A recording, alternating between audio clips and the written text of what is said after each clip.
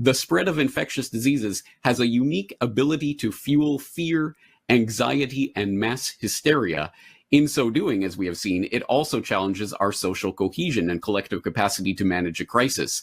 Epidemics are by nature divisive and traumatizing. In order to get everyday people to surrender many of the rights and freedoms we currently take for granted, the repeatedly stated aim of these organizations is to deliberately use COVID as an excuse. One of the features of this fourth industrial revolution is that it doesn't change what we are doing, but it changes us. This is a coordinated agenda that's happening at a global level, and we better take this seriously because there are very rich, very powerful, very influential people who are taking this deadly seriously. In short, we need a great reset.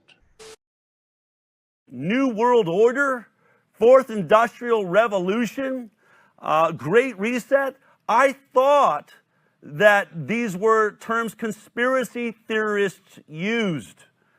But now they are on the lips and mouths of the world's leaders. I was supposed to be embarrassed to mention these things. New World Order a year ago, or Fourth Industrial Revolution. What are you talking about? And yet that's exactly what those in charge of the most powerful nations in the world are saying, which means I have to start a new investigation here and now. Now, the high wire is a little different. I've not pre-interviewed this guest I'm about to have. What I know is that researcher James Corbett has spent years investigating and shouting from mountaintops. I've stood on stages with him. I've heard him talking about the New World Order, the Fourth Industrial Revolution, and now this languaging of the Great Reset. So I gave him a call and said, can I ask you some questions? Because I'm just beginning a journey now. I no longer think that maybe it's just pharma behind this. There may be something much bigger going on, and it troubles me. James Corbett was in Japan, and so I had to pre-tape this just a day ago. This is me honestly asking questions, trying to understand this. So you're joining me for the first time. Maybe some of you are ahead of me on this, but I don't think it's a conspiracy theory anymore. I think this is a reality that we have got to start focusing on. Watch me start this journey of investigation with James Corbett. This was yesterday. Take a look. James, thank you for joining me. I think it's early in the morning there in Japan, so I want to thank you for taking the time right up front to join us today. Well, thank you for having me here to talk about an extremely important subject. And let me just say, welcome to the club, because I think we're all conspiracy theorists now that the conspiracy theory that the media has been attempting to gaslight us about over the past few months, there's no such thing as a Great Reset, is clearly being shoved in our face by the very same leaders that they're saying are totally not involved in any sort of plot. So I think everyone is seeing that we are being gaslit about this subject and that there is something that we need to delve into here. Now, before we ever even start into this conversation, I feel like there was a concerted effort to make conversations about an idea where there was a singular leading body in the world, that the borders of nations would come down and there would be some sort of, new world order or any idea like that. Just a year ago, it seems like we would be made fun of for bringing that up. And so when I start seeing guys like Trudeau saying, Great Reset and talking about this sort of blending of economies around the world and a new way of doing things, am I wrong? Wasn't this sort of a third rail topic publicly until recently?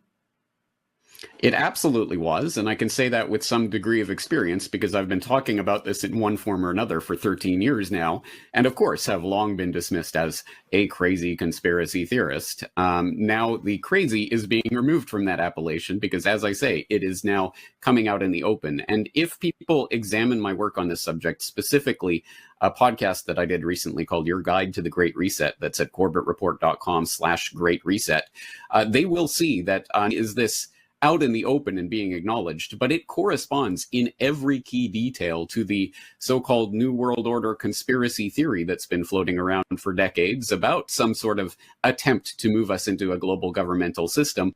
Well, now it's out in the open and they're referring to it as the Great Reset. And we don't have to speculate on that in really any sense, because they are openly talking and writing about it, including Klaus Schwab, the executive director of the World Economic Forum, who has written an entire book on this subject that somehow he managed to slap together in the first few months of this pandemic crisis, so-called. He managed to come out with an entire book outlining all of this. And I think the key to understanding this actually comes from that Trudeau clip that you played, because notice what he said. He said, the pandemic has provided an opportunity for a reset. This is our chance to accelerate our pre-pandemic efforts to reimagine economic systems that actually address global challenges. This pandemic has provided an opportunity for a reset. This is our chance to accelerate our pre-pandemic efforts to reimagine economic systems that actually address global challenges like extreme poverty, inequality, and climate change. Pre-pandemic plans. Of course, this is a pre-pandemic plan that was in place, looking for a good excuse to launch it upon the world. Well, here is that excuse. And it is actually a particularly important excuse. It works on a number of levels, one of which comes directly from Klaus Schwab's Great Reset book, where he says the spread of infectious diseases has a unique ability to fuel fear, anxiety, and mass hysteria. In so doing, as we have seen, it also challenges our social cohesion and collective capacity to manage a crisis. Epidemics are by nature divisive and traumatizing. And if you go on in that passage, he talks about families, friends, and neighbors being pitted against each other and looking for some sort of solution. Well, don't worry, the World Economic Forum and their cronies have the solution for you, and they're calling it the Great Reset. I think that the World Economic Forum is, and Klaus Schwab in particular, are positioning themselves to be the central organizing body for this group of concepts that are being sold to the public under this Great Reset title. But that doesn't mean, I think, that they are pulling all the strings. This isn't the sort of conspiracy that people like to deride when they talk about conspiracy theories of a bunch of men in a smoky, shadowy room making secretive plans. I think this is, again, this is out in the open, and it's because the convergence of a lot of different people who hold the same ideology essentially are agreeing on the main aspects of the way to better consolidate global control over the economy and thus the people of the world. And again, I think this COVID-19 crisis is just the perfect cover for that. Can you tell me how you describe the Great Reset? How would you describe it in like an elevator pitch? The Great Reset is essentially a marketing ploy for a very old plan. It has been referred to time and time again as the New World Order or things like that, but that's a bit 20th century kind of rhetoric. No, we need a new branding package for the same old globalist ideas. Let's call it the Great Reset and couple it with the Fourth Industrial Revolution, which is a term that was coined by the same people who are trying to coin this Great Reset term and put it into circulation, namely Klaus Schwab and his associates at the World Economic Forum. And essentially, it's about global control of the human population on a scale never before imaginable or possible or feasible through technological means as well as economic and monetary means to essentially control the human population and eventually, long term, ultimately bring the human population down to a more manageable level and replace the human population with robots and automation, which sounds like crazy sci-fi stuff. Unless you actually follow the news, the headlines, read the white papers, and actually read the materials that they document about the Great Reset at the World Economic Forum website. The World Economic Forum meets every January in Davos. You will have heard of the expression Davos man. It refers to all the zillionaires and pop stars and popes and princes and politicians who meet every year to map out our futures. This year's Davos is very, very different to all the previous ones. The World Economic Forum, along with the United Nations, along with the International Monetary Fund, and along with any number of prominent globalist organizations and powerful individuals, including Prince Charles, together have jointly promised that the 2021 World Economic Forum will be used to introduce, via a vast network of connected big tech corporations, online activist movements, and compliant local and national governments, something they call the Great Reset. This isn't some sky after dark fantasy conspiracy theory. It is a global commitment they have made to use the panic and fear generated by the coronavirus as a means to reshape all our economies and laws and move to a new form of capitalism that focuses on net zero emissions. If implemented successfully, the Great Reset will undeniably and deliberately have extreme and possibly dire repercussions for every single one of your constituents. Already, the Great Reset is being widely advertised on posters and in ads across the UK and Europe. "You'll own nothing and you'll be happy" is just one of their marketing slogans. The plan involves replacing shareholders of big companies with stakeholders, replacing mum and dad small businesses and private enterprises with big tech and big business. Democracy and free enterprise go out the window, totalitarian government control slides in through the back door. But remember, it's not only a great reset, it's a great deception. Because in order to get everyday people to surrender many of the rights and freedoms we currently take for granted, the repeatedly stated aim of these organizations is to deliberately use COVID as an excuse, to use all the political and authoritarian tools, as Prince Charles puts it, that are currently being used around the world to eradicate the virus, such as lockdowns, exclusion zones, forced closure of businesses, heavy fines, making protesting illegal, and so on, but now to eradicate carbon emissions. Those behind this scheme are adamant that there can be and never will be a return to normal, that life will never again be what it was prior to COVID. So people assume we are just going back to the good old world which we had, and everything will be normal again in how we are used to normal, in the old fashion. This is, let's say, fiction. It will not happen. The cut which we have now is much too strong in order not to leave traces. That is why they constantly talk about the new normal. Now imagine a world where mass outbreaks of deadly diseases are commonplace.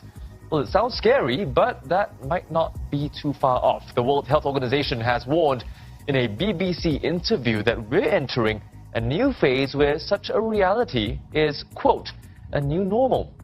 As the coronavirus pandemic brings life across the country to a grinding halt, Americans are facing a new normal. Almost 40 million Californians waking up to a new normal. Now masks are becoming the new normal. Get out of the lockdown and return to what will, by the way, be a new normal. It's not going to be the normal we experienced before the virus took hold. This is not me saying this. This is them saying it. The people with the power and the means and the obsessional desire to do it. And they keep telling us again and again precisely what they have in store. Now is the historical moment, the time, not only to fight the virus, but to shape the system. We have a unique but rapidly shrinking window of opportunity to learn lessons and reset ourselves on a more sustainable path. The Great Reset is a welcome recognition that this human tragedy must be a wake-up call. And if it's still not clear, the book written by World Economic Forum boss Klaus Schwab himself, setting out precisely how the most powerful forces in the world are lining up to use the COVID-19 crisis as a pretext for introducing a new climate change-focused one world economy that will strip away property rights and basic democratic rights. They are not hiding this stuff, they are shouting it from the rooftops. The World Economic Forum boasts on its website that the only acceptable response to the COVID crisis is to pursue a great reset of our economies, our politics, and our societies. What is and who are the World Economic Forum? You know, that's an excellent question, and I think for our purposes today, the most important member of the World Economic Forum that we're going to be talking about is Klaus Schwab, who is, as one would expect, a consummate insider of the global jet-setting elite. One might say the superclass, if one was informed of such things as David Rothkopf, who was Henry Kissinger associate, basically mini Kissinger, wrote a book several years ago called Superclass, where he basically said, yeah, you know, these crazy conspiracy theorists think there's just this handful of people that run the world. Well, there kind of is. There is this transnational elite who get to set the international agenda through not any particular organization, but just being part of these connected organizations like the World Economic Forum, and Klaus Schwab, of course, is the founder and the executive chairman of that organization right now. It was founded in 1971, and of course, it's based in Switzerland. It's most famous for its annual retreat at Davos. Every year, the world elite, quote unquote, get to hobnob and shindig in Davos and spend a week or two just basically attending different seminars and talking about the global agenda, which they like to think that they are setting, and perhaps they are. I think their official mission statement is to, quote, they're committed to improving the state of the world by engaging business, political, academic, and other leaders of society to shape global, regional, and in industry agendas. And if that sounds like a pretty grandiose mission statement, well, you're starting to get the sense of what this organization is aiming at. So let me ask you this. The World Economic Forum, they're just putting all that information out there. It's all written in their own words, right? And now the masses never bother to go dig that up, or even if they found it, I don't know that they'd be able to understand it, the average person. But it seems like nowadays more and more it's an open conspiracy. Can you share kind of how it's been an evolution or a devolution away from the secret society roundtable groups and like the Milner group in the early days, and now it's just kind of out and open in your face? Is that what you've seen as well? It certainly is, and I've documented this over the years in many different forms, so it's no surprise to me to see it rolling out this way. They're following a propagandistic technique that's been used for a very long time, which is to deny, and then when something becomes undeniable because it's out in the open, suddenly it becomes, well, of course that's the way it works. How could it work any differently? You're stupid for believing otherwise. And that's exactly how this is functioning. This, of course, as you say, is an open conspiracy because there is nothing secret. Oh, well, I'm sure there are agendas at play that are beyond what they are saying out in the open, but they are saying out in the open and are, as I say, trying to brand this to sell it to the public with the Great Reset nomenclature. But as I say, these are very old ideas about globalist control. Now, the way that propaganda functions in this particular context is interesting because I'm sure people have seen over the last few months, the mainstream corporate press have been trying to say the Great Reset, that's a conspiracy theory, where that's a bizarre way of trying to cast this aside, because not only is politician after politician after politician coming out and using this very nomenclature to discuss what's happening, Build Back Better, Great Reset, all of these terms that are being seeded in the public consciousness right now, but it's perfectly researchable by anyone who spends 3 seconds to look at the World Economic Forum website that has an entire page devoted to the Great Reset. They have a Great Reset podcast. Yeah. They have a Great Reset book. They have Great Reset live streams and YouTube broadcasts. No, how is this conspiracy theory in the pejorative sense, as in some outlandish thing that's not happening? No, that's ridiculous. So, of course, there's the second order propaganda that buttresses that for people who are actually smart enough, actually have enough brain cells left to rub together to research something for themselves and find out that something is true. Well, no, the second order of propaganda, the fallback line is, well, yes, of course, there is the Great Reset. I mean, yes, they're talking about that, but it's not a bad thing. They're just talking about transitioning us to stakeholder capitalism and saving us from this dreaded COVID-19, etc. There's nothing untoward about it. Until you start to hear Klaus Schwab in his own words talking about the fusing of our physical, biological, and digital identities in the fourth industrial revolution and how this is going to change what it means to be human. Excuse me, what? Who elected this person president of the world, the emperor of humanity? What's going on here? Again, I think it's people who have enough critical thinking skills to see through the blather and rhetoric about inclusion and equality and all the other buzzwords that they're throwing out right now will see that there's something much, much more profound and deeply disturbing than they're letting on. But of course, the propagandists are going to propagandize and they're going to say, no, nothing to see here. It's perfectly above board. But let me bring up from COVID-19, The Great Reset by Klaus Schwab. If no one power can enforce order, our world will suffer from a global order deficit. Unless individual nations and international organizations succeed in finding solutions to better collaborate at the global level, we risk entering an age of entropy in which retrenchment, fragmentation, anger, and parochialism will increasingly define our global landscape, making it less intelligible and more disorderly. It goes on to say, When confronted with it, some industry leaders and senior executives may be tempted to equate reset with restart, hoping to go back to the old normal and restore what worked in the past, traditions, tested procedures, and familiar ways of doing things. In short, a return to business as usual. This won't happen because it can't happen. For the most part, business as usual died from, or at the very least was infected by, COVID-19. I mean, the guy is basically saying, I know you think you have a president of the United States of America, but that's of no interest to us. We want a larger centralized power over the world. That is how we get to the place of order. And of course, as you well know, order is in that idea of, a stabilized planet, and humanity is exactly what we read about in Brave New World by Aldous Huxley, or 1984. These were what they were predicting. Our desire to control and create a perfect utopian world would mean we would all have to turn into some sort of automatron. Is that where we're heading? Is there any stopping this? There has to be a way to derail it. And in fact, that passage that you read there belies some of the fear and anxiety on the parts of these would-be controllers of the world over the public response to globalization that has developed in the past couple of decades. As I think everyone understands by now, globalization is no longer seen as an unadorned good, if it ever was. People understand that this means wide-scale poverty or disenfranchisement of various peoples. It means a small group of would-be elites who claim to have the authority to rule over vast swaths of the globe, or at least the economy of vast swaths of the globe, which amounts to the same thing.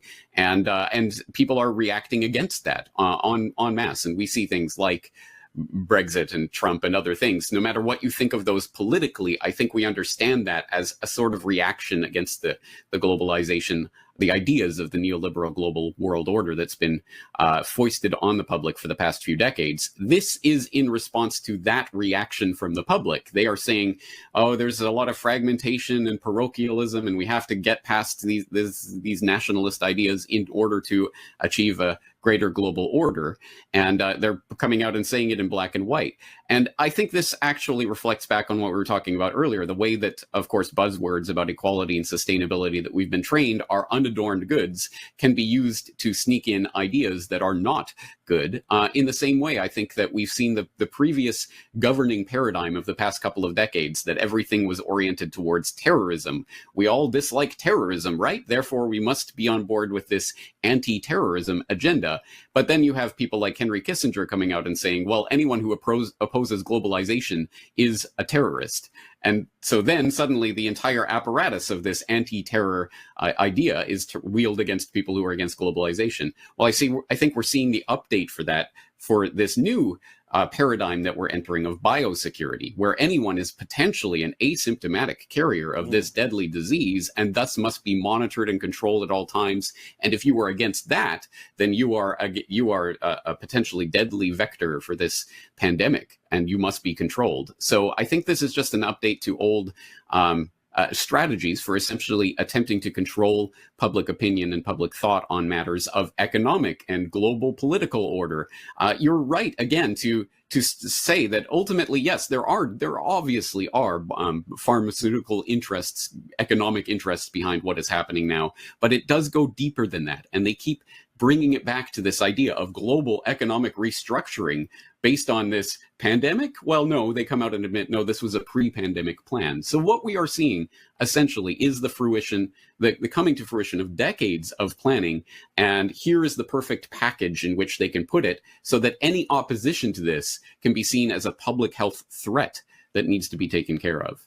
They're not hiding this. So you can click on their website. You can see the most, for lack of a better term, New World Order-ish kind of plans that they're just putting out there and that they're detailing. If this website anyone can click on, anyone can go to, why isn't anybody reporting on this? They are. It's just that they report on it in a context and in a way that makes it 100% normalized, and you're crazy for thinking there's anything odd about this. Of course, the World Economic Forum is this group of extremely wealthy and influential billionaires and government officials and what have you, princes and whatever else, who are out there saying in their own words, we want to set the global agenda, and yes, that agenda is for global government, a new world order, as that exact phrase has been used time and time and time again by these very people. And I think probably the best way to visualize what we're talking about here, because it's hard to get your mind around that concept of this global political, business, academic, industry, education, everything, trying to basically set a global agenda for all of this. If you want to get your mind around that and actually have a visual view of it, you need to look at the COVID-19 transformation map just to see what this looks like. And essentially, this is one of those spaghetti graphs where everything links to everything else. But around this concept of COVID-19, they have plotted out absolutely everything that you can possibly think of. Some of the categories here, how this is going to affect aerospace or migration, geopolitics, China, the US, European Union, etc., automotive industry, geoeconomics, the future of economic progress, the future of health and healthcare, vaccination, workforce and employment, humanitarian action, justice and law, cities and urbanization, the Great Reset, values, inclusive design, internet governance. I mean, literally anything that you can think of is part of this graph, and every single one of those collects dozens, sometimes hundreds of different articles and videos all around the subject and how COVID-19 is influencing all of these different areas. That's one way. When you start clicking through on that and seeing all of these different connections and how this has all been plotted out, you start to get the sense of what this really means. This isn't just rhetoric. This isn't just feel-good nonsense that's being spouted. This is a coordinated agenda that's happening at a global level. And we better take this seriously, because there are very rich, very powerful, very influential people who are taking this deadly seriously. The great reset of all our economies, of all our societies, and of all our personal liberties. And remember, this isn't me putting forward this crazy conspiracy theory. This is them. Now is the historical moment, the time, not only to fight the real virus, but to shape the system. We have a unique but rapidly shrinking window of opportunity to learn lessons and reset ourselves on a more sustainable path. It is an opportunity we have never had before and may never have again.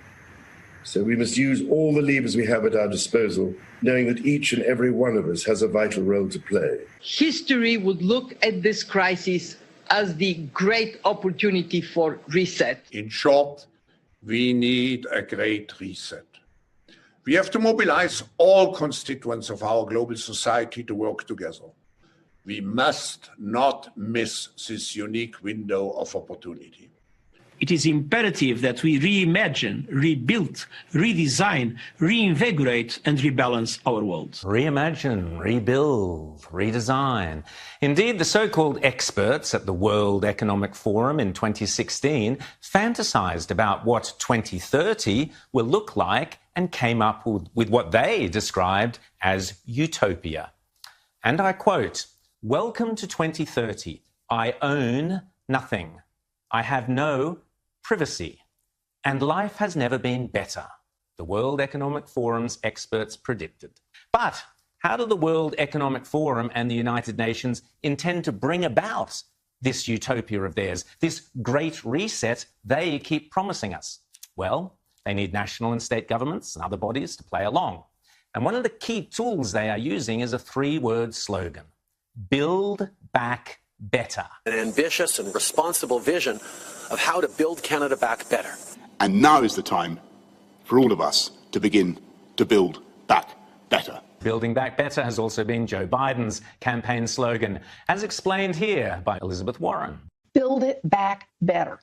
We're going to take an economy that had a lot of problems and we're going to make this economy work better going forward. And spot the pattern, because Build Back Better was also the slogan that Jacinda Ardern won her recent New Zealand election with.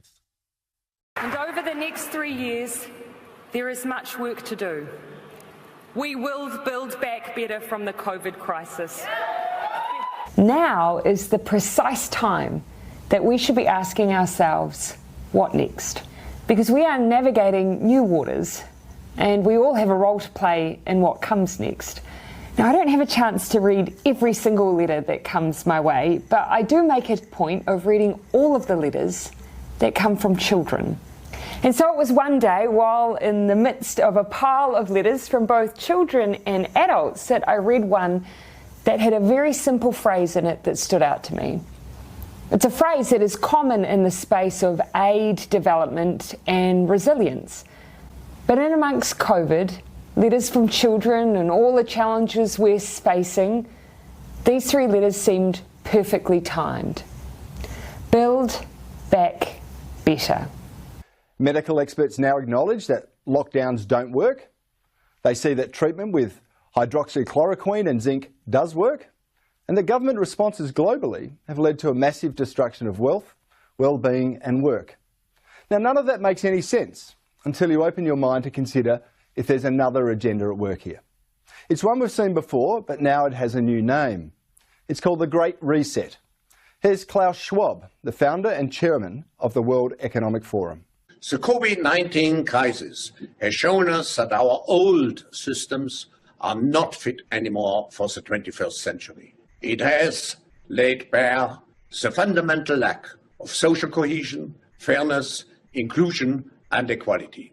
These globalists have now hitched their ambition to COVID-19. Just think about it. The global response to COVID-19 has been a green socialist's dream. Consider their policy agenda and compare it with what's going on. Reduce fossil fuel use? Check. Next to no international travel? Check. Welfare for all? Check. Civil liberties curtailed? Check. Government by bureaucrats? Check.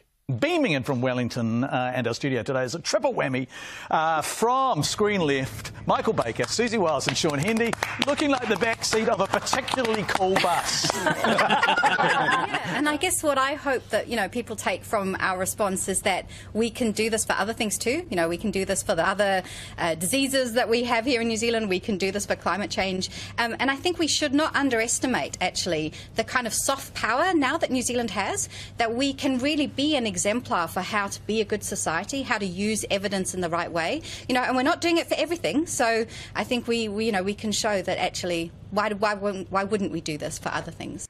I'm very pleased to be contributing to this course today on countering disinformation in the age of COVID-19. So one thing about the COVID-19 response that I'm trying to build in, and this obviously doesn't always apply, but I think other key messages, co-benefits, and that's the idea of a broad reset to increase our focus and ability to manage major global health threats.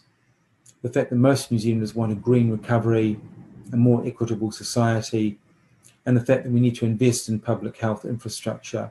This must be one of the best opportunities we'll ever have to build up that thinking and hopefully capacity in this area. I know that climate change is a challenge that's going to define our American future. I know meeting the challenge will be a once-in-a-lifetime opportunity to jolt new life into our economy, strengthen our global leadership, protect our planet for future generations. If I have the honor of being elected president, we're not just going to tinker around the edges. We're going to make historic investments that will seize the opportunity and meet this moment in history. And let me tell you what I'm grappling with. I'm grappling with my own family members right now, right? I have family and friends. I grew up in Boulder, Colorado. I was an environmentalist. I believe in clean air and food and water. It's what puts me in this position right now.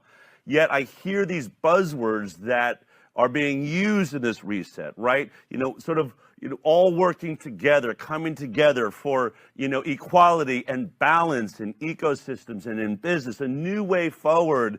Yet now the tone of that, I don't think could be better, exemplified by Klaus Schwab. When I listen to him, I'm like, those sound like really pretty words, but there's something terrifying about hearing it from this guy. But what is the disconnect? Why is it I have no longer feel safe with the concept of being an environmentalist when I'm looking at the world agenda around this? How are they manipulating? Are they manipulating it, or have I just lost my way? I think they are manipulating this, and we can see this from a number of different vectors, and you are not alone in that. I think there are a great many number of people out there who are similarly interested in saving and preserving the environment and all of these things. We know that we are a part of an ecosystem and we have to be responsible for protecting it, etc. And I think that impulse is what is played on when they start launching this type of spiel about equality, sustainability, inclusiveness. These are the buzzwords that they are using to sell an agenda to us. And one way to grapple with that idea of how these words can be used to sell ideas that are in fact harmful to us is to look at a word like equality. Again, I think most people feel uncomfortable with the idea of some people having billions and billions of dollars in their bank account and other people literally starving in the gutter. It would be better if we could have a more equal society in terms of the distribution of wealth, so people aren't literally starving to death while others have more money than they could possibly use in their lifetime. But there are many different ways to achieve that sort of equality, and one of which would be simply to make all of the peasants, essentially neo-peasants on the neo-feudal plantation, you're all equally poor under the eyes of this system. That would be one way to achieve equality. So just the word equality itself does not necessarily mean this is going to be some sort of utopia or nirvana. We have to understand what it is they are actually proposing. And when you start to pick that apart and you start to get at the underlying message of what they're pushing here, you start to get at concepts like the fourth industrial revolution.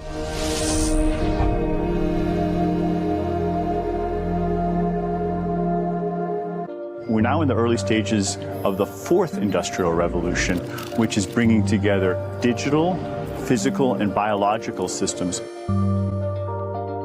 One of the features of this fourth industrial revolution is that it doesn't change what we are doing, but it changes us. One of the things that I think is so essential to free and open societies is freedom of thought. And up until now, the conversation we've been having is around freedom of speech. Once we can access people's thoughts and access people's emotion, we have to create a space that enables people to think freely, to think divergent thoughts, to think creative thoughts. And in a society where people fear having those thoughts, the likelihood of being able to enjoy progress is significantly diminished. We are wondering what is happening to the world. Everything is changing.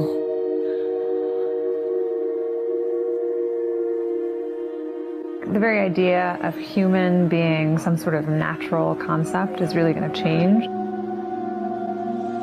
Our bodies will be so high-tech we won't be able to really distinguish between what's natural and what's artificial. There. We can let that breathe for 10 minutes. All looking good. I'll come back and I'll dress them. Do you see? These are interaction nodes. If I use this finger, I can open all the doors at work, no ID. And if I just scan this in a shop, I can pay for anything up to £1,000. And look, Dad, Mom, I've just taken your photo. Send and send. It doesn't need the sound effect. I just added that because it makes me laugh. You promised me they wouldn't touch your eyes. Not after last time. That was years ago. Gran's had stem cells in her eyes since then. What about your head? Can't feel a thing. They inserted the tiniest wafer into my brain. Oh my God, look at the result.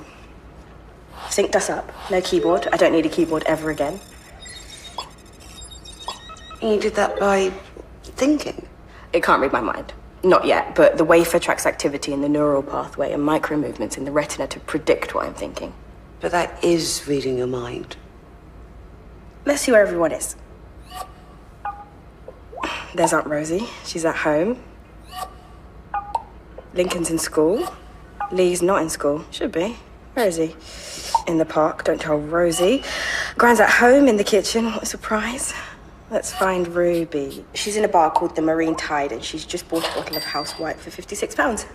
How did it go, Beth? How are you? Did it work? Are you completely synced up now? Yeah, I'm fine. I'm with Mum and Dad, and I've just realised you're in trouble. You should be in college. 56 quid. For God's sake, Bethany! But I still don't understand. You can run software like this on a keyboard. So why do you need the operation? I'm trying to explain it in ways you can understand, but the connection is so much more. While we were talking, at exactly the same time, I wondered about the 80 days of rain, where it came from, why it was, what comes next. And I keyed into satellites just 30 seconds ago, so I can see the course of El Nino, and I can tap into pressure sensors along the Atlantic coast and barometric readings from the ships at sea. If I put all of that together, I'm there. I'm inside it, the tide, the depth of the sea, and the curl of the waves within me. And right now in Charles Street, Pasadena, a 15-year-old girl called Effany Cross has written her first song and put it online, and she's got the sweetest voice. So when I combine all of that, it's joy. In my head, it is absolute joy. Now, today, I'm very happy to have a special guest who is a leading and critical expert on sustainable development, green economy, Agenda 21, the 2030 Agenda, and historic technocracy. He is the author of Technocracy, The Hard Road to World Order, and Technocracy Rising, the Trojan Horse of Global Transformation. He also co-authored the Trilaterals over Washington, Volumes 1 and 2, with the late Anthony C. Sutton. Patrick Wood is a leading expert on elitist trilateral commission, their policies and achievements in creating their self-proclaimed new international economic order, which is the essence of sustainable development on a global scale. Mr. Wood is an economist by education and a financial analyst and a writer by profession and an American constitutionalist by choice. As you clearly stated, and I mentioned in your bio and with your books and everything, you are a leading expert on technocracy, no doubt about it. And I've been following your work for years. How would you best describe to someone who's not familiar with the term technocracy or technocrat, how would you best describe, like, what is a technocrat? Who is a technocrat? Right. I always lead to answer that question with a statement from technocracy itself. This was a movement that started back in the 1930s originally. They defined themselves. I don't need to rehash their own definition because it's still true today as it was back then.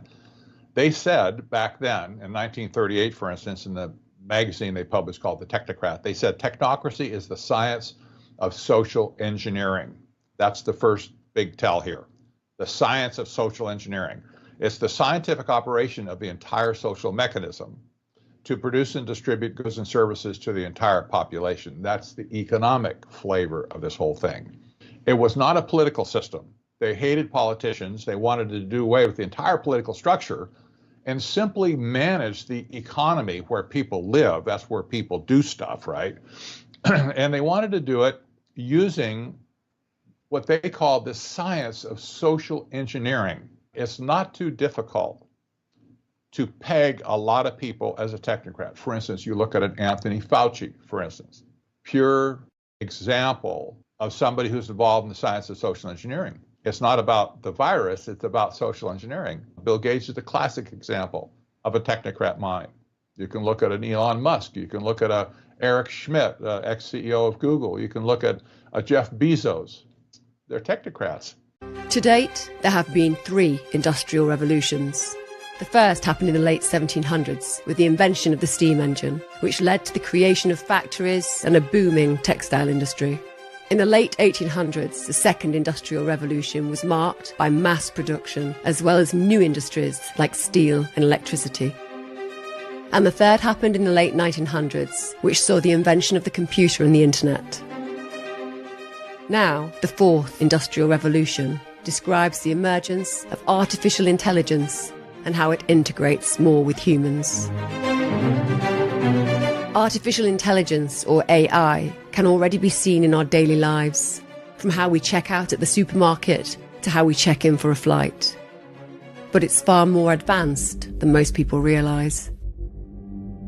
In August 2020, entrepreneur Elon Musk gave a demo of his new company, Neuralink. Connected to our brains with tiny wires, this microchip is synced with AI, enabling humans to control anything, from prosthetic limbs to computer games. This working proof of concept has already been fitted into people.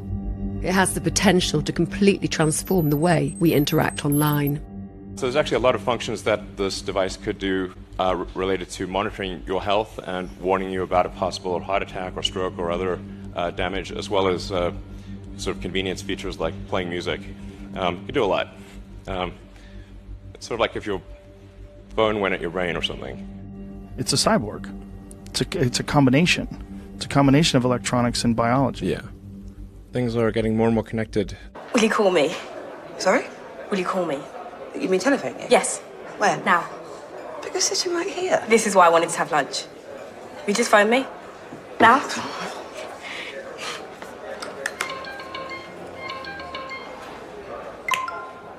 Hello, Bethany speaking. Hello? Are you phoning for Bethany? Yes. What are you doing? This is Bethany. Can you hear me? Well, you're right in front of me. But can you hear me down the phone? Oh my God. This is me. On the phone, I had it implanted. My hand is the phone. I can walk and talk because I'm on the phone inside my hand. I am the phone. This is what phones are going to be from now on. I have integrated. Thank you for your call. Kai-Fu Lee is the former president of Google China and Microsoft Research China, as well as the author of New York Times bestseller, AI's Superpowers, China, Silicon Valley, and the New World Order. Kai-Fu believes that China will be the AI superpower within 5 years. For those of you who haven't been to China for the 3 years, please be careful when you go because your credit card and cash may not be accepted. China has pretty much been taken over by mobile payment. In the age of AI, if data is the new oil, then China is the new Saudi Arabia. One concern that is topical in the development of AI is the displacement of jobs. Robots are clearly replacing people's jobs. They're working 24/7. They're more efficient. So therefore, are you convinced long-term that we're going to have a jobs problem in the world? Not long-term, but maybe in the next 10 years, within the next 10 years. You mean it's going to happen much sooner? Much sooner. At Amazon fulfillment centers, robots transport items to humans, who then pack them to be delivered. Amazon believes that within 10 years, they will not need a single human to fulfill an order. According to the World Economic Forum, 50% of the workforce will need reskilling by 2025, and it's likely that only a fraction of these will find work, resulting in a large proportion of the workforce becoming unemployed. It's a pretty good chance we end up with a universal basic income or something like that due to automation. You know, people have time to do other things and more complex things, more interesting things. So they're more leisure time. And then we've got to figure out how we integrate with a world in the future with advanced AI. One idea that is gaining popularity is to charge tech companies with a robot tax, which can be distributed to the unemployed as a universal basic income. I don't think the robot companies are going to be outraged that there might be a tax. It's okay. Contrary to the past, to the previous three revolutions, probably jobs will be faster destroyed compared to new ones being created. This is Klaus Schwab, the author of this book, The Fourth Industrial Revolution. He's also the executive chairman of the World Economic Forum, which is funded by the largest global enterprises and whose members include CEOs, heads of state, and government ministers from countries such as the UK and US. The fourth industrial revolution will impact our lives completely. It will not only change how we communicate, how we produce, how we consume, it will change actually us, our own identity.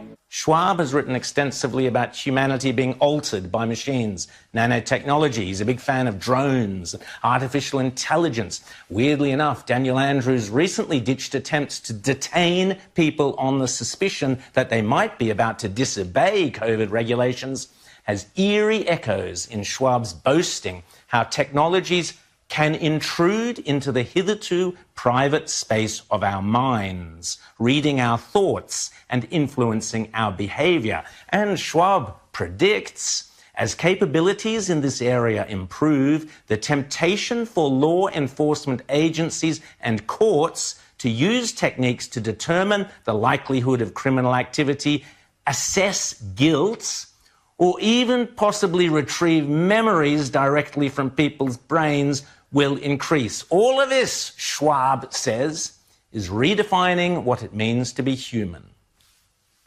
Sounding like a demented character in a Batman comic, Schwab also writes gleefully that sensors, memory switches and circuits can be encoded in human gut bacteria, and that smart dust, arrays of full computers with antennas, can now organize themselves inside the body. From bioelectronics to nanorobotics to synthetic biology, ever more incredible technologies are being pioneered that, whether or not they are marketed to the public under the catch-all term of vaccine, will operate in ways that are fundamentally unlike anything before used on the human population.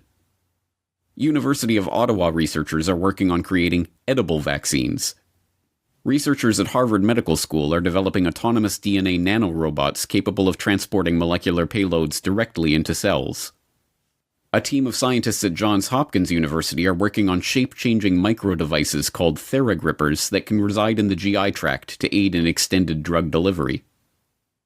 Nanobots, shape-changing bioelectronic devices, remote-controlled vaccines. This is not the stuff of science fiction, but of science fact. And the precedent that is being set during the COVID era to rush experimental and unproven medical technologies into use on the back of a declared crisis is the same precedent that could be used to foist these injectable technologies on the public in the future. What is taking place right now, and what is the agenda? Well, I've been writing about technocracy and speaking about it for a number of years now, as you know, and about globalization in general for decades. The thing that I talk about most is technocracy right now, because I believe that is and has been the major thread of history leading up to where we are today. And I do believe, starting with this great panic of 2020 that I call it, not just the pandemic, but the great panic of 2020, we have essentially a technocrat coup d'etat that's happened, not just in our country, it's the whole world. And the seriousness of this whole thing is just so immense. Aside from the physical virus part of it, we just kind of put that aside for a bit, the reaction to it and the control mechanisms that have been set in place since then indicates to me that the technocrats who were pushing technocracy globally have finally succeeded in springing the trap on the entire planet. Technology is going to be used to get us to a new economic system. And once you start to understand the implications of that, for example, the implication that everyone will be closely surveilled at all times, electronically and at a distance, and all of their transactions will be monitored and run through a central bank digital currency, which will be monitoring everything that you are doing at all times. Of course, all of this data is necessary for keeping us safe from disease, say, which is, of course, the way it will be sold to us. And one example of that is a particularly interesting and telling article that was published in the Financial Times this past March that I thought encapsulated this idea quite well. It's by Yuval Noah Harari, and it's called The World After Coronavirus. And he lays it out on the table there, what this type of fourth industrial revolution technology means and what it entails, including under-the-skin surveillance. So he writes that one of the problems we face in working out where we stand on surveillance is that none of us know exactly how we are being surveilled and what the coming years might bring. Surveillance technology is developing at breakneck speed, and what seemed science fiction 10 years ago is today old news. As a thought experiment, consider a hypothetical government that demands that every citizen wears a biometric bracelet that monitors body temperature and heart rate 24 hours a day. The resulting data is hoarded and analyzed by government algorithm. The algorithms will know that you are sick even before you know it, and they will also know where you've been and who you have met. The chains of infection could be drastically shortened and even cut altogether. Such a system could arguably stop the epidemic in its tracks within days. Sounds wonderful, right? Biometric monitoring would make Cambridge Analytica's data hacking tactics look like something from the Stone Age. Imagine North Korea in 2030, when every citizen has to wear a biometric bracelet 24 hours a day. If you listen to a speech by the great leader and the bracelet picks up the telltale signs of anger, you are done for. This article just starts to broach some of the issues of what we're dealing with here. A complete Orwellian system of total monitoring of not just your speech, not just things that you are saying, but ultimately things that you are literally feeling, your blood pressure, your heart rate, your all these telltale signs of emotion or what you're thinking. And of course, a lot of this will be quackery, but that doesn't matter. They will say, oh, there is a science behind this, and we can tell that you were thinking about doing something naughty, so we are going to come on with the pre-crime police and make sure that you Minority don't do Report, right? I mean, think about that. Exactly Imagine everyone wearing a Fitbit. If your Fitbit was suddenly connected to the government and the police department, how much they know about you, where you're at, what you're emotionally going through. It's important to remember that technocracy is not a political system. It's an economic system. And I know that's a little bit difficult to understand because you grew up with an economic system around us. We know it as free market economics, capitalism, free enterprise, things like that, supply and demand, price-based, money, currency, and all those sorts of things. They have something otherworldly in mind as an economic system. They believe that if they control all of the economic framework of the world and all the inputs and outputs, there's no need for a political system. There's no need for a system of governance, if you will. There's no need for political leaders, if you will. This has led some global scholars like Parag Khanna, professor down at the U School in public policy in Singapore, to make a major conclusion in one of his books, actually called Connectography, that the system is globalization, or vice versa. Globalization is the system. It's not. They're not making it for a dictator. They're making it as a system. The algorithm will run everything. You don't need political people to tell you, should you go here, should you go there, do this, do that. The algorithm will put you in a channel, and if you go too far left or right, pow, you're going to get a shock or something. And people say, well, that's incredible, but look at China, look at the social credit scoring system over there right now. And if you don't understand it, you better, because that's the kind of control by algorithm that these people are talking about. You don't need to be governed in a sense. It doesn't matter who's above you. They can call themselves anything they want. They could say they're National Socialist. They could say that they're hardcore Marxist. It doesn't matter what they call themselves at the top. The people on the bottom are not being controlled by those tyrants directly. They're being controlled by algorithm. You get a ticket for jaywalking in China, you'll have the ticket deducted from your checking account or your bank account before you get back to your apartment, because facial recognition watches you, it identifies you as you walk across the street. The fine is calculated based on how many other times you might have done it or other things that you have. And they just go ahead, you're guilty, we've got you on tape. Bang, there's 50 yuan or something coming out of your bank account. And by the way, your social credit score just went down 100 points. And you get a notice in a few days that you have to move out of the apartment that you're in because you're not qualified for that apartment anymore. Your social credit score is too low. And you go, oh no, where am I going to live? And then you get a notice you can't go to that school. You're kicked out of the school you're in because, that school's reserved for good little citizens that don't jaywalk. Yeah, you get the picture. This is not. It doesn't matter whether there's a committee anywhere. There aren't any committees really. Once the algorithm's in place, it's push the button or, click run program, and there you go. And it happens.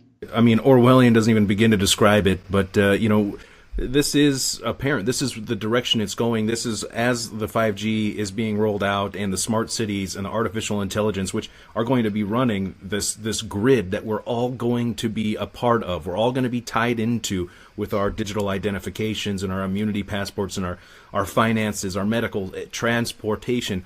Every aspect of this is heading towards this global grid that we're all going to be a part of. And so, when I had seen personally the World Economic Forum announce the Great Reset and how it's tied into the Fourth Industrial Revolution, this through the research like yours and the work that you've done and others, and we have already had an idea. We've already known where this is going. It doesn't take a rocket scientist to see where this is going, but to actually hear Klaus Schwab and these others saying it, coming out of their own mouth, it was pretty astonishing for me. What was your take when the World Economic Forum rolled out their announcement with the Great Reset? Yeah, I wasn't surprised in the slightest, and I'll tell you why. I was, well, what do I want to say? I was saddened to see it happen. To see him say that in a way, because okay, it's coup d'etat time. But going back to 1973, when the Trilateral Commission was founded, this is what they put in motion when they said they will create a new international economic order. They didn't say they were going to create a government order. They were going to create a new international economic order, and they called it that. It was all over their literature. And lo and behold, in 1974, the United Nations passed a resolution to create the new international economic order. Whoa. Okay, it just so happened that the Rockefeller people that started the Trilateral Commission had a great relationship with the UN forever, and they fed it to the UN the next year that they came into being. So now Klaus Schwab comes out and says, it's time for the big reset. And I'm thinking, okay, we knew it was coming, Klaus. June 2019, the UK government published details about their partnership with the World Economic Forum in a policy called Regulation for the Fourth Industrial Revolution. 1 year later, in June 2020, the World Economic Forum released this promotional video entitled The Great Reset.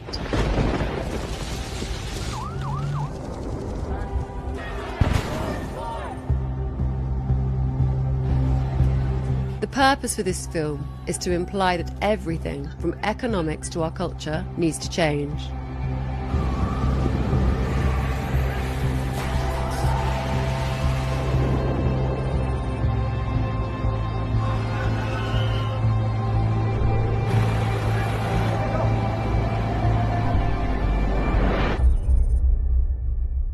After the reset, it shows images of digital technology, biological cells, populations, cash, climate change, traffic management. And this. Seem familiar?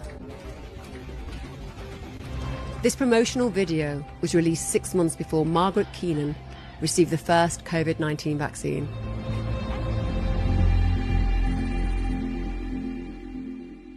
In November 2020, Time magazine published The Great Reset on their front cover. The World Economic Forum's managing director, Jeremy Jurgens, believes that it will have a devastating impact on our economy. If we look at the Great Reset, we're still at the early stages of a global crisis that's going to forever transform society.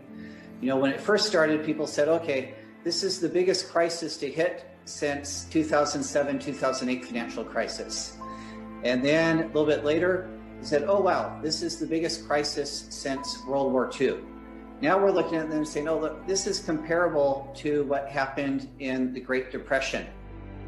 Is destroying our economy and those, as you've talked about, those sort of mom and pop businesses, how does that fit into the Great Reset? It seems to me they're destroying the very people that they're speaking to, saying we're going to make an even playing ground. Well, the even playing ground, none of us is going to be a Walmart. None of us is going to be a Costco or an Amazon. Shouldn't we all be more like the little butcher shop that just focuses on, organic meats, or a cheese store, or, someone that just has their own wine business and they grow their grapes? And yet that's exactly what appears to be being destroyed by our approach to this pandemic. How does that play into the larger picture of the Great Reset or the Fourth Industrial Revolution?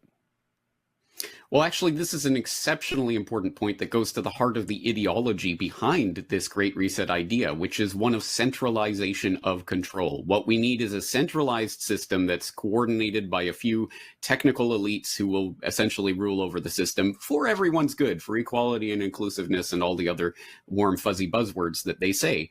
But ultimately, that is not what this is about. It is about centralization of control, and that cannot really fully be consolidated as long as everyone is running their own independent business and is essentially able to provide for themselves. No, we have to be beholden essentially to a centralized system. And one way to do that is essentially to collapse the independent economy, to make sure that the big multi-country, multinational, global corporations like Amazon and Walmart and what have you are fine and protected. They're essential services. But the grocer on the corner running his own independent business, now that's non-essential, so we'll have to close it down, which again may seem counterintuitive to people. Well, why would the people in charge of the country want to crash the economy? But it's because that crisis, of that economic crisis, opens up the doors to all sorts of other controls that can come in. And something that has been flaunted and touted for years now, including by Klaus Schwab in his Fourth Industrial Revolution book and subsequent speeches, is the idea of universal basic income,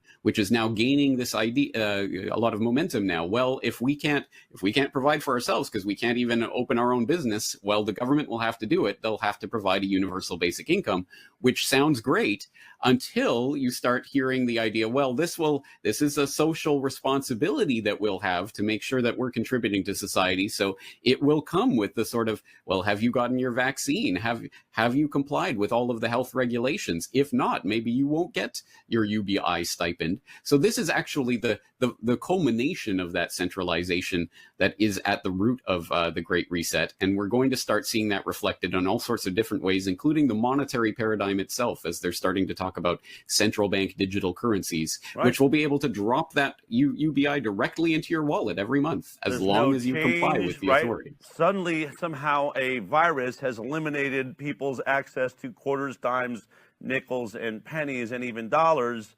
Clearly, we're all moving over to digital currencies. And then they have another innovation, which is digital currency. And once they have digitalized our currency and gotten rid of the cash economy, they have absolute control over us, because they'll be able to tax every transaction. The banks will be able to cash in on every transfer of wealth, every transaction, no matter how minuscule, no matter how small.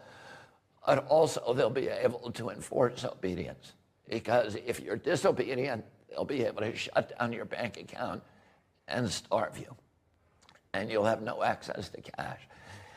And many people argue that this pandemic was a plandemic, that it was planned from the outset, that it's part of a sinister scheme. I can't tell you the answer to that. I don't have enough evidence. A lot of it feels very planned to me, but I don't know. I will tell you this. If you create these mechanisms for control, they become weapons of obedience for authoritarian regimes, no matter how beneficial or innocent the people who created them.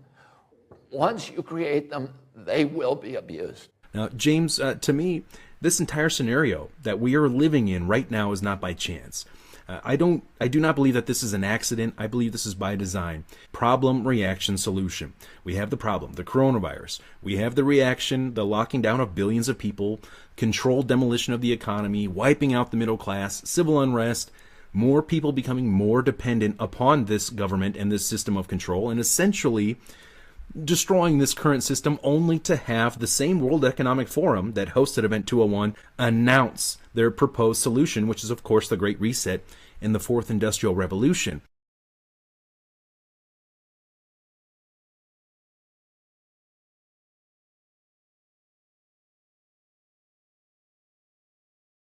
So we've had a global reserve currency system, the dollar, and it needs to evolve and change, and it's long in the tooth. There's lots of unhappiness with the system, and the central bankers are trying to bring a new system, and to do it, they're trying to extend the old and accelerate the new. I describe the new system as the end of currencies. So we're not bringing in a new currency. We're essentially bringing in a new transaction system that will be all digital and essentially end currencies as we know them. So what they're trying to do involves essentially all the money on the planet. So it's big, it's complicated, it's messy, and the challenge they have is how do you market a system that if people understood it, nobody would want.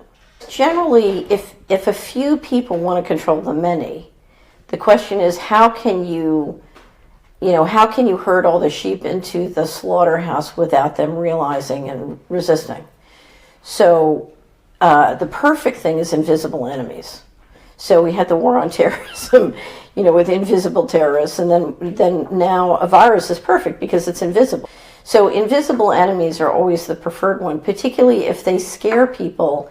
If you can use fear and introduce significant fear, then people will need government to protect them from the invisible enemy. And of course, the invisible virus allows you to do enormous control mechanisms. You can stop people from gathering, you can stop people from organizing, you can stop people from getting together and talking about what's going on, et cetera, et cetera. And if you digitize it with contact tracing, then you can control who's talking to whom. If you can get them to do all their work and education online, you can literally listen to everything they're saying. So you can institute extraordinary amounts of surveillance, all in the theory that we're protecting you from the invisible virus. It's very clever, and as you can see, it's working with many people, not everybody, but many people. Essentially, what you're trying to do is you're trying to get people to buy into a solution before they see where it's ultimately going to go. Because you're talking about a transaction system that is no longer a currency, it's a control system. So it's like a credit at the company store. If every central bank comes out with a digital central bank currency, they have the ability to turn your money on and off. So if you don't behave, that's it. So I would describe what COVID-19 is the institution of controls necessary to convert the planet from democratic process to technocracy. So what we're watching is a change in control and an engineering of new control systems. So think of this as a coup d'etat. It's much more like a coup d'etat than a virus. You're basically talking about being able to digitally identify and track people in connection with their financial transactions. So it's a world of zero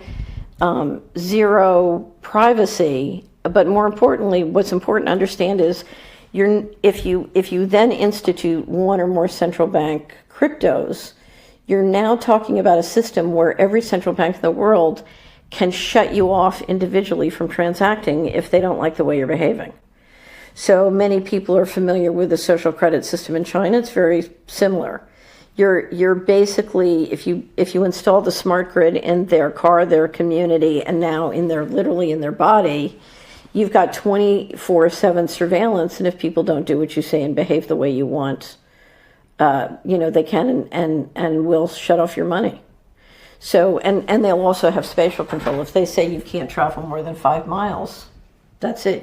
Because you're in a complete digital control system. And it's controlled by the central bankers through the money. We're digitizing everything, but it includes the human body as well, and the human mind. So this system comes with complete control not only of your ability to transact financially, which is hooked up to your body, but very sophisticated mind control technology through the media and those cloud connections. So basically, you're talking about hooking up into the Borg, if you will. And so transhumanism and technocracy go hand in hand. Now, I would describe this as a slavery system. So we're talking about shifting out of freedom, where we have freedom to roam and freedom to say what we want, into a complete control system 24/7. Now, the challenge before us is if the committee that runs the world, my nickname being Mr. Global, if Mr. Global wants to go to a slavery system and we want to remain a human civilization, then we have a fundamental disagreement. And that is the disagreement before us. We will not comply. Let them figure that one out. We will not comply with your plans. We will not be socially engineered. We will not be manipulated into, scrambling our mind into making us instruments of fear. We simply not going to play ball with you. And I'll tell you, if Americans don't stand up at this point, I fear the whole thing's going to be down the toilet really soon, really fast. We have an opportunity. We have an opportunity. If we take advantage of it, it might have a really positive outcome. If we don't take advantage of it, I can tell you where the outcome's going. They're going to trap us into a scientific dictatorship. And I have to say, even the author of Brave New World, Aldous Huxley, said there's no good reason ever to escape from scientific dictatorship. He was right. I don't think there is either. If it ever gets their hand, its claws into your flesh, you won't get loose from it. At least in socialism, communism, National Socialism, like fascism, at least in those systems, you had an enemy that you could go physically fight, and we fought wars over that. With the technocracy, you don't know who did anything. You can't get to these people. You get banned from Google, let's say. You send in a complaint to Google. You got no right to ban me, to shadow ban my stuff. Where does that go? Who's the person behind it? You don't have a clue. You will never find out. You could take them to the Supreme Court. You'd never find out who that little jerk was that pushed the button to make you disappear. Or maybe there wasn't anybody that pushed the button. Maybe the algorithm was just there and said, Spiro is a bad guy. We don't want him around anymore. And you're gone. This is the essence of scientific dictatorship. Once it gets its claws in you, you can't get them out. So we have an opportunity. The great risk, but we have opportunity right now to stand up as Americans, just make the biggest stink they ever saw. And they need to see America saying in unison, we will not comply. We will not comply with you. Americans need to really get steamed and to get active and to get working. And there's just no time to waste.